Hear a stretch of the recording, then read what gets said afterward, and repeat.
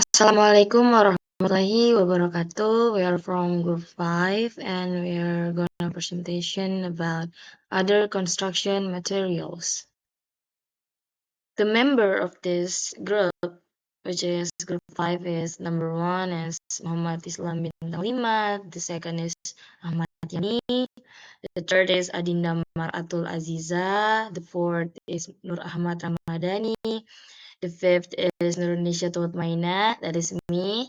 The sixth is Muhammad Kashfi Atalasya. Seven is Muhammad Zulhan Al-Ghifari. And eight is Eka Putra Layanto. Assalamualaikum warahmatullahi wabarakatuh. Here I will discuss about lime. Lime in construction. Lime is commonly used as a binder and building material. It's obtained by heating limestone in a process known as calcination, which produces quicklime or calcium oxide.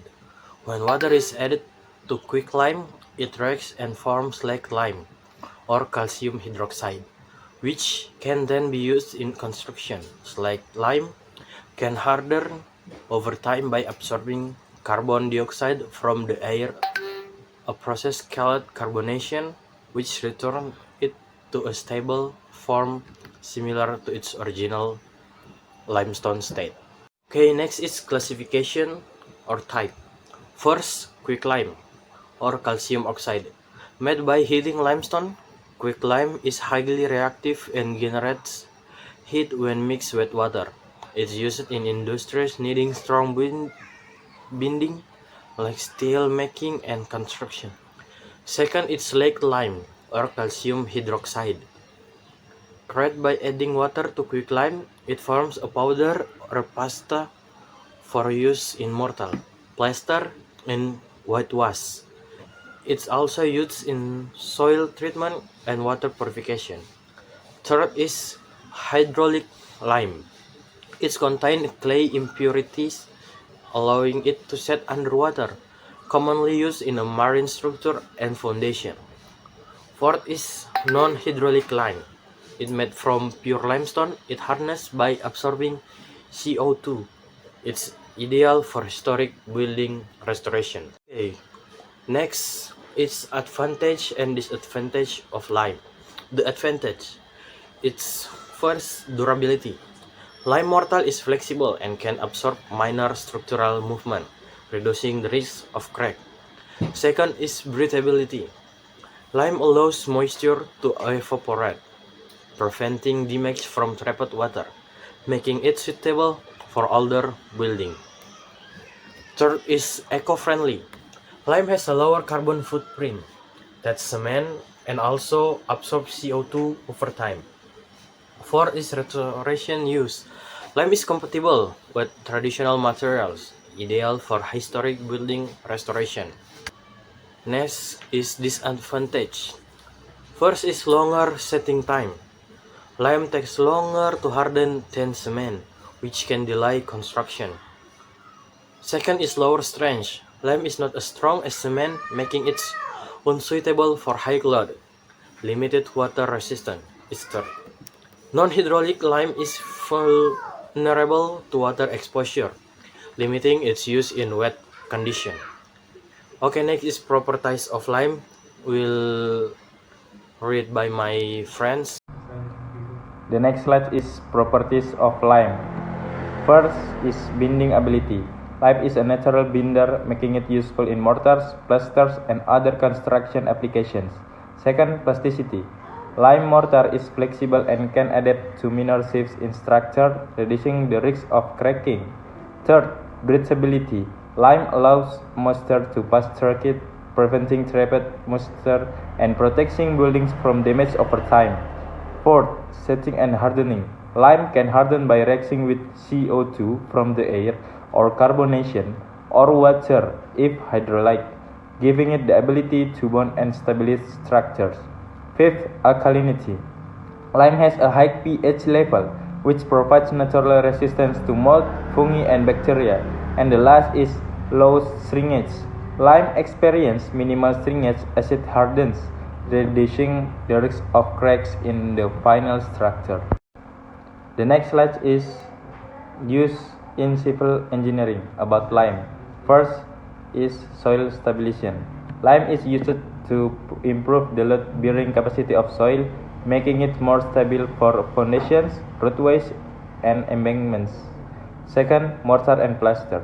Lime is a key ingredient in mortar and plaster due to its binding properties, flexibility, and breathability, which are essential in building and masonry. Third, environmental application. Lime is used in water treatment to neutralize acidity, treat wastewater, and remove impurities, making it valuable in environmental engineering. Fourth, pavement construction. Lime-treated soil enhances the durability and load-bearing strength of pavements, reducing cracking and maintenance needs. Last, restoration of historic buildings. Lime's compatibility with traditional materials and its flexibility make it ideal for conserving and restoring historic structures. The next material is rubber. In construction, rubber is a flexible, durable material derived from natural or synthetic sources and is commonly used for insulation, waterproofing, vibration damping, and sealing applications. Rubber materials are often incorporated into building components such as expansion joints, flooring, and protective coatings to provide elasticity, resistance to weathering, and sound insulation. Next, classification or type. First, natural rubber, flexible and durable, used for seals, gaskets, and vibration dampening in construction. Second, synthetic rubber, engineered for specific properties like heat and chemical resistance, used in roofing and industrial houses. Third, neoprene rubber, weather and chemical resistance, ideal for seals, gaskets, and insulation in harsh environments. For PDM rubber, highly resistant to weather and UV, commonly used in roofing and waterproofing. Next, advantages. First, flexibility. Rubber is highly flexible, allowing it to absorb shocks and vibrations, which is useful in construction for reducing structural stress. Second, waterproofing. Rubber is water resistant, making it ideal for seals, gasket, and waterproof membranes. Third, insulation. Rubber provides excellent insulation against electricity and sound, which enhances safety and comfort in building. Fourth, environmental resistance. Certain types of rubber like EPDM and neoprene are resistant to UV rays and ozone, ideal for outdoor use. Next, disadvantages. First, cost. High-quality rubber can be more expensive than some alternative materials. Second, temperature sensitivity.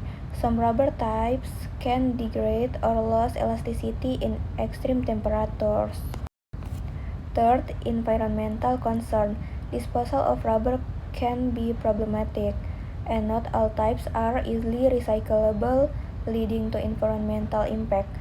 Four, limited structural application.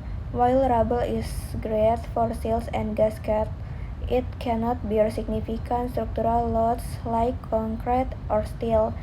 5. Potential for odor. Some rubber products may emit odors, especially when new, which can be an issue in indoor environment. 6. Susceptibility to certain chemicals. Not all rubber types are resistant to all chemicals, so careful selection is necessary based on the application. Okay, so next is properties of rubber. First, elasticity. The ability to return to its original shape after being compressed or stretched. Second, durability. The ability to withstand long-term use without damage. Third, flexibility. The ability to be shaped or bent without breaking easily. Fourth, tensile strength. The ability of rubber to resist breaking under tension. Fifth, weather resistance. The ability to withstand the effects of weather such as UV rays, rain, and extreme temperatures. And the last is softness. the level of softness of rubber affecting comfort and usability. And the last part is used in civil engineering. Rubber is widely used in civil engineering due to its unique properties, such as elasticity, durability, and resistance to various environmental factors. Here are some key applications of rubber in this field. First, expansion joints. Rubber expansion joints are used in bridges and buildings to accommodate movement caused by temperature changes, seismic activity, or settling. Second, seals and gaskets.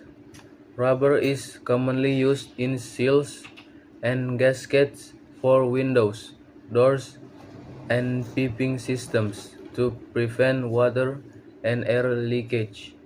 Third, shock absorption. Rubber materials are used in foundations and structures to absorb vibrations and shock and change, enhancing stability and comfort. Fourth, roadway surfaces. Rubberized asphalt is used in paving to improve durability, reduce noise, and enhance skid resistance. Fifth, flooring. Flooring. Rubber boring in use in commercial and industrial settings for its durability, slip resistance, and comfort underfoot. 6. Drainage systems. Rubber materials are utilized in drainage systems, such as flexible pipes and fittings to accommodate movement and prevent leaks. 7. Sound insulation. Rubber is effective in sound insulation applications, used in walls and floors to reduce noise transmission. 8. Vibration isolation. Rubber pads and bearings are used to isolate vibrations in machinery and structural elements, protecting them from damage. 9. Waterproofing. Rubber membranes are employed in roofing systems and below-grade applications to provide waterproofing and protect structure from moisture. And the last is soil stabilization. Rubber chips and granules can be mixed with soil to enhance its properties, making it more stable and reducing erosion. And next is definition of glass. Glass is a transparent or translucent material made from silica, soda, and lime that is melted and cooled to form a solid structure. It is widely used in construction for windows, doors, facades, and partitions due to its properties of transparency, versatility, insulation, safety, aesthetic, and durability. Thank you to my friend. I will continue to explain the topic classification or type 1. Temporal glass. Glass that is strengthened through a heat and rapid cooling process to increase its strength and durability. Point 2. Laminated glass. Glass made of 2 or more layers bonded with a plastic interlayer, providing safety against shattering. Point 3. Annealed glass. Glass that is slowly cooled after heating to reduce internal stress. Point 4. Double glazing. A system using 2 layers of glass with an air space in between to improve thermal insulation. Point 5. Frosted glass. Glass that has been treated to give a blurred appearance, often used for privacy. Point 6. Smart glass. Glass that can change its transparency with, with the help of electricity, allowing control over light and privacy. The next slide is advantage. Point 1. Natural light. Glass allow ample natural light to enter building, reducing the need for artificial lighting. Point 2. Aesthetic appeal. Glass provide a modern and sleek appearance, enhancing the architectural design. Point 3. Thermal insulation. Advanced glass technology like double glazing improve thermal insulation, enhancing energy efficiency. Point 4. Sound insulation. Certain type of glass can reduce noise transmission, creating quieter indoor environments. Point 5. Durability. Tempered and laminated glass are resistant to impact and weathering, making them long-lasting. Point 6. Versatility. Glass can be used in various applications, include window, facades, and interior partition. Point 7. Sustainability. Glass can be recycled, contributing to sustainable construction practice. The next slide is disadvantage. Point 1. Fragility. Glass is susceptible to breakage, which can pose safety risk and lead to costly repair. Point 2. Thermal conductivity. Glass can conduct heat, leading to temperature fluctuation inside building if not properly insulated. 3. Cost. High quality glass, especially specialized type like triple glazing or smart glass, can be expensive compared to other material. 4. Maintenance.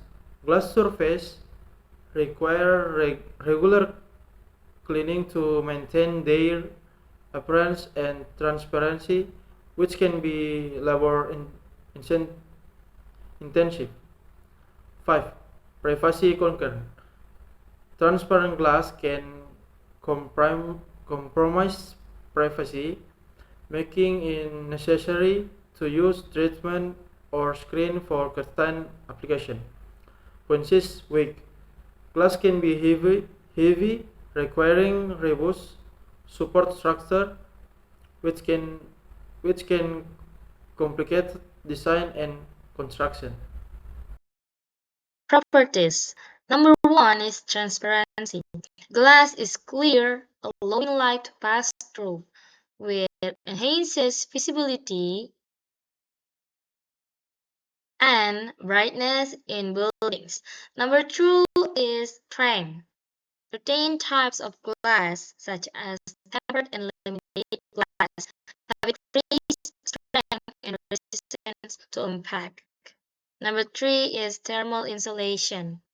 Glass can be designed to provide thermal insulation, reducing heat transfer between inside and outside. Number 4 is sound insulation. Some glass types can effectively reduce sound transmission, contributing to quieter indoor environments. Number 5 is fire resistance. Curtain glass products are designed to withstand high temperatures and provide fire protection. Number 6 is chemical resistance. Glass is resistant to many chemicals, making it suitable for various environments and applications.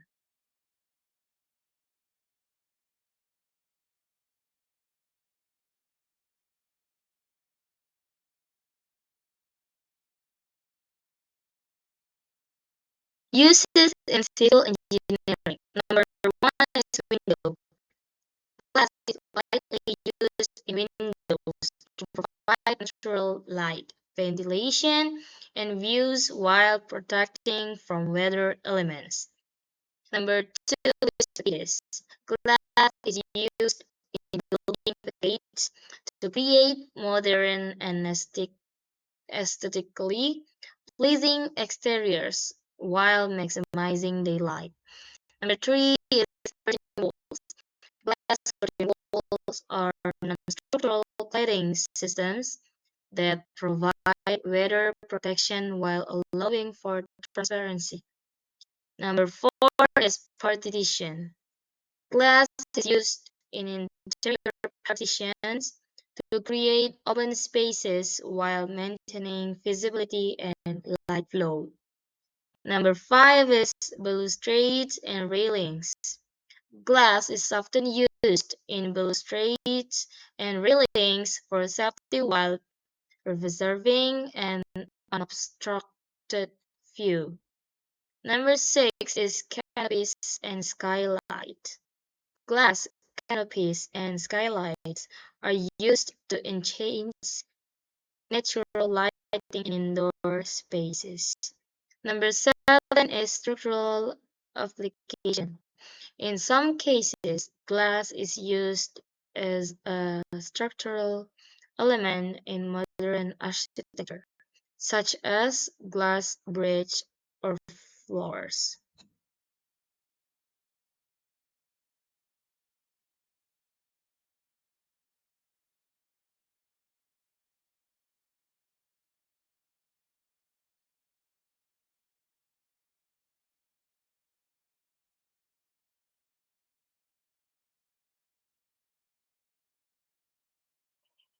Adhesives. Adhesives are substances used to bond materials together through surface attachment. They play a crucial role in construction by providing strength, stability, and durability to various building components such as wood, metal, glass, and concrete. Adhesives can come in various forms, including liquid, paste, or tape, and are essential in both structural and non-structural applications. Okay, so next is their classification and type. So number one is polyurethane adhesive. Versatile adhesive that provide strong bonds and are resistant to moisture, making them ideal for both interior and exterior application. Number two is epoxy adhesive. Two-part adhesive that consists of a resin and a hardener, known for their exceptional strength and durability, often used in structural applications. Three is cementitious adhesive, adhesive based on cement, commonly used for bonding tiles and stone in construction due to their high strength and water resistance. 4 is contact adhesive, adhesive that require application on both surface and bond upon contact, commonly used for laminates and other surface material. Number 5 is hot melt adhesive, thermoplastic adhesive that apply in a molten state and solidify upon cooling, often used in assembly and packaging. Okay, so next is their advantage. Number one, strong bonding. Adhesive can create very strong bonds between different materials, providing structural integrity. Number two is flexibility. Many adhesives allow for some flexibility in the bonded materials, accommodating movement and reducing the risk of cracking. Number three is weight reduction. Using adhesive can help reduce the overall weight of construction assemblies compared to the traditional fastening methods. Number four is no mechanical fasteners needed. So, adhesive eliminate the need for screw, nails, or bolts, simplifying the construction process. Number five is improve aesthetics. Adhesive can provide a clean finish without visible fastener, enhancing the overall appearance of the structure. Okay, and this is their disadvantage. Number one, curing time. Many adhesives require a significant amount of time to cure, which can delay construction schedules. Number 2 is temperature sensitivity. Adhesive can be sensitive to temperature change, which may affect their performance in extreme conditions. 3 is surface preparations. Proper surface preparation is often required for adhesive to bond effectively, which can increase labor time and cost. Number 4 is limited load-bearing capacity. Some adhesive may not provide sufficient load-bearing capacity for structural application, requiring supplementary support. Number 5 is vulnerability to moisture. So, some types of adhesive can be vulnerable to moisture, leading to bond failure in humid environments. Properties. 1. Viscosity. The thickness or flow characteristic of adhesive, which affect how easily it can be applied and how well it spreads on surface. Number 2. Bond strength. The ability of the adhesive to create a strong connection between materials, which is critical for structural integrity. Number 3. Curing time. The duration it takes for the adhesive to reach its full strength after application, affecting project timelines. Number 4. Flexibility. The ability of the adhesive to maintain its bond under move-on stress, which is important in dynamic application. The last, number 5, temperature resistance. The ability of the adhesive to perform effectively under varying temperature conditions without losing its bonding properties. Next is used in civil engineering. Number 1, structural bonding.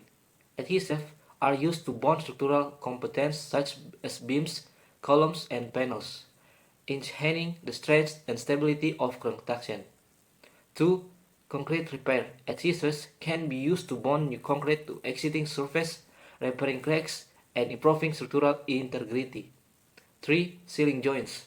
Adhesives are often used to seal joints in construction materials, preventing water ingress and enhancing durability. Number 4. Tile and stone insulation.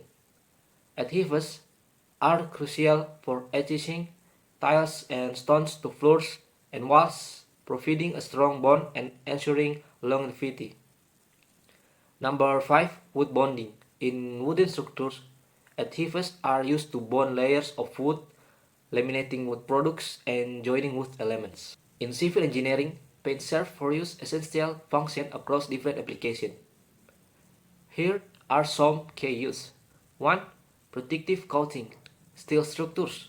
Paints protect steel from corrosion, particularly in bridges, buildings, and outer infrastructure exposed to harsh environmental conditions. Concrete. Protective coating can prevent water infiltration and damage from chemicals, increasing the lifespan of concrete structures. 2. Aesthetic enhancement. Architectural finishes. Paint enhances the visual appeal of buildings and structures, allowing for design flexibility and creativity in color and texture. Landscaping elements. Paint is used on fences, outdoor furniture, and other elements to improve aesthetic. Number 3. Marking and signaling. Road markings. Durable paint is used for lane marking, crosswalk, and other traffic signs, improving safety and navigation. Building codes and safety signs. Paint is used for marking fire exits, safety zones, and utility lines to ensure compliance and safety. 4. Waterproofing. Basement and foundation.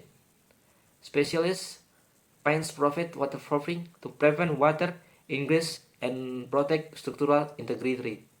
Roofing. Waterproof coating helps protect roofs from leaks and water damage. Number 5. Thermal insulation. Reflective paints used on roofs and surfaces to reflect sunlight, reducing heat absorption and improving energy efficiency in buildings.